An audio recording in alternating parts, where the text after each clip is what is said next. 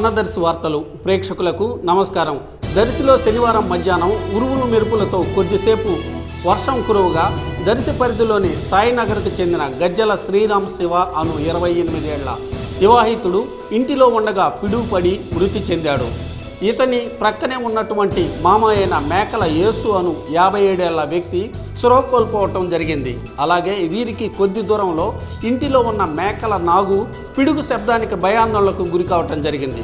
మృతుడు శివకు భార్య, 2 పసిపిల్లలు ఉన్నారు. వీరు సర్కస్ చేసుకుంటూ కూలి పనులు చేసుకుంటూ జీవించేవారు.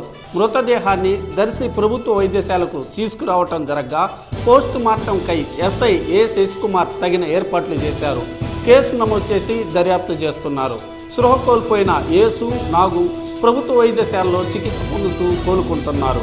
డాక్టర్ వెంకటేశ్వర నాయక్ వైద్య పరీక్షలు చేస్తూ వైద్య సహాయం అందించారు. ये आस्पत्रि झांसी में कई मर हाँ आस्पत्रि से नचाव देता मुक्ता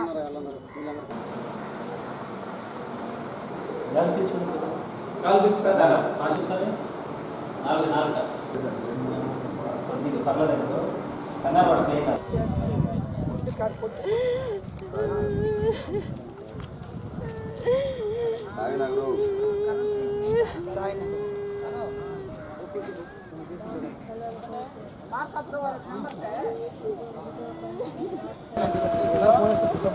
అతి పూజ చెప్పాను.